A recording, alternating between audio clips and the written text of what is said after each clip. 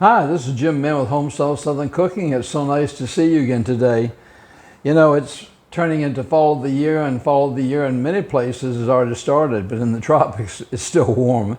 But today I'm going to make something you think of fall of the year, start thinking about apples, apple pies. I think about pumpkin, of course, all the time. So today we're going to make a farmhouse apple cake, and it's a very simple recipe. And it's a wonderful recipe to serve for breakfast, or you can serve it with friends come over, but it's great with coffee.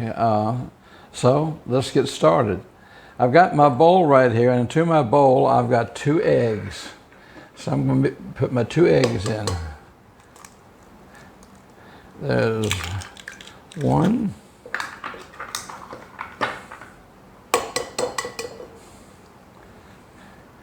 Of course, we've been having here in the tropics, it's unusual. We've been having 2 or 3 days of really heavy rain, which we usually don't have.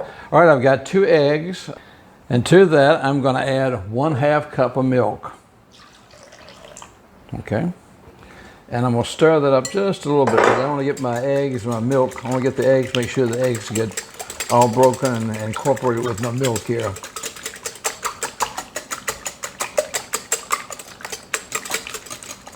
All right, and to that, I'm going to add 1/2 cup of melted butter. I can set that aside, and we'll stir this up.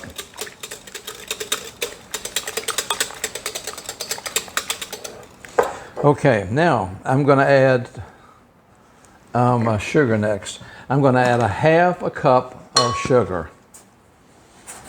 So get my sugar here.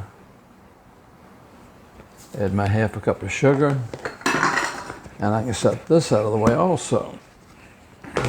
Then we'll mix this up, get my sugar all incorporated, make sure that I like to put my sugar in with my eggs and my liquid right away because makes sure that it gets really well emulsified and incorporated into the mixture.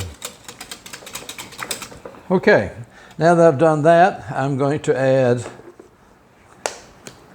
1 tablespoon, which seems like a lot, but it's not really for this cake. 1 tablespoon of cinnamon. I'm going to add 1 tablespoon of baking powder.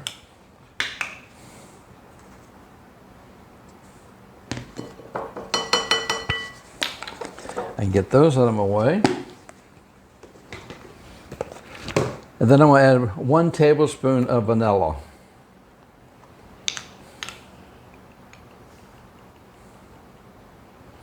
Okay, this already smells amazing with the vanilla and the butter and the cinnamon.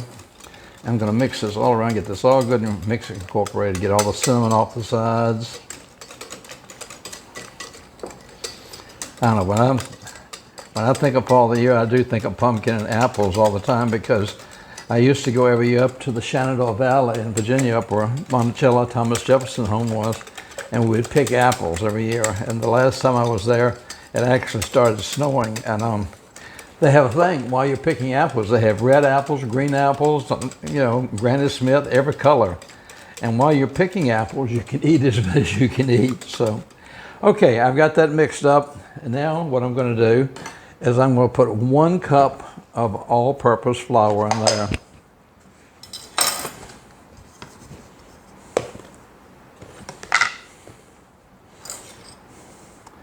But I guess that's where I got my affinity for apple pies and everything, because both of my grandmothers made those apple tarts and apple pies. Not just in fall of the year, they made them year-round, so that's why I love apples so much. Okay, now we'll get this all mixed up together.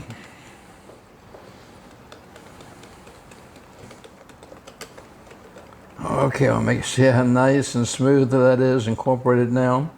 So now that I've got that nice and smooth and incorporated, I'm going to set this aside for a second. And now I've got my apples we'll bring over here. And I've already washed the apples. And what I'm going to do is I'm going to take and I'm going to cut my apple.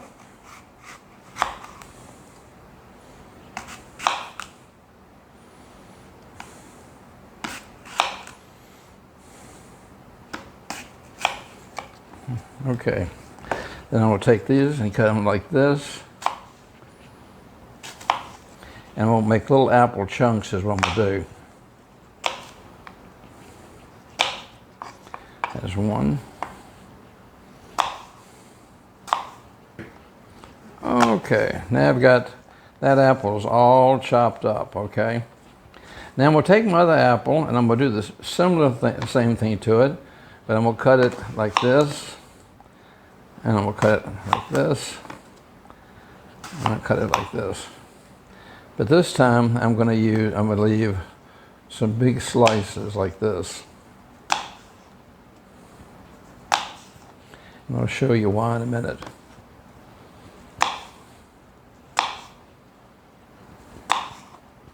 Set that aside.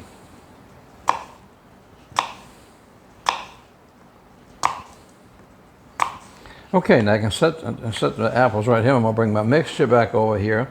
I'm going to take all my cut apples, put them right here in my mixture. And I might switch over to a spoon now because these will all get stuck in my beater if I don't. Okay, so get a wooden spoon. I'm going to stir these all up here, get my apples all stirred up in this batter. Okay, you can use any type of pan that you want, but I chose today to use a springform pan. And I always, even when I use a springform pan, I put parchment in the bottom. And I will take my springform pan and I'm going to spray it parchment, the sides, spray everything so it makes everything easy to come out, okay? Now my oven's been set on 350 degrees and this is going to bake for about 40 minutes. All right, let me take, move over to my spatula. Take my spatula and let's just scrape this out into my pan here.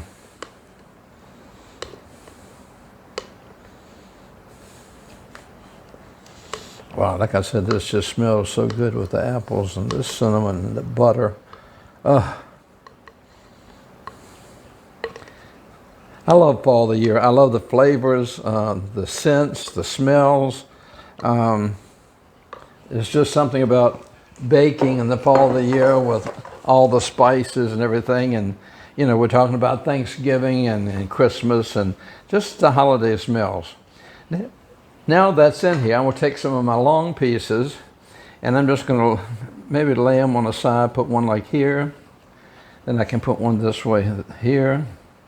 And I can add one here. I might add one over here.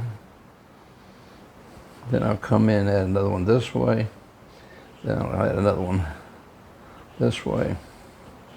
And it flips over, that's okay. I can turn it down a little bit. Okay. Then I take another one, put it right here. Another one right here. Then I might put one right in the middle. Okay. Now we'll pop this in my oven, like I said, for about 40 minutes. And after this bakes, I'll come back to you. One last thing I've learned over the years, anytime you use a springform pan, you might want to put a drip pan in the bottom of your oven because springform pans have a tendency to leak a little bit and drop that oil and stuff in the bottom of your oven, and that'll steam up your oven. So anytime you use a springform pan, use another pan underneath it to catch any droppings if you have them. So I'm going to stick this in the oven. Okay, our Farmhouse apple cake is ready to come out the oven and it's hot. And there she is. Let me show you why I told you to always use a drop pan. You see that? That's dropped out of the oven, and that's so much easier to clean up than it is if it sticks in the bottom of your stove. So, but I'm gonna let our cake sit here and I'm gonna let it cool down, and then when it cools down, I'll come back to you. Okay, our Farmhouse apple cake is out of the oven and it's cooled down some. So, this is a perfect cake, a small cake to make, like I said, to have with coffee. I'm gonna cut a slice of it. So you can see what it looks like in the middle. And as you can see, it's just chunk full of apples. Now what I could do, I could take and put powdered sugar on top of this if I wanted to, or I could cut this and put some whipped cream on it, or I could cut it and put some ice cream on it, either way. But I've got a really good brand of caramel sauce. I'm gonna take my caramel sauce and I'm gonna put my top on tight here. I'll put some caramel sauce right over the top, just like this, over top of my Farmhouse apple cake.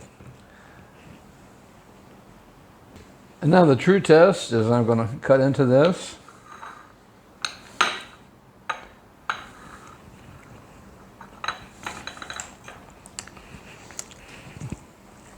Yummy. The cinnamon, the apple, and the caramel on top. This would make a wonderful little dessert to serve to somebody. Or you could even have this for breakfast if you wanted to. Put this as a side dish in the morning. Wow, that's good. I hope you'll try that. It's fall of the year and apples are in right now. It's a good time to make things with apples and pumpkins.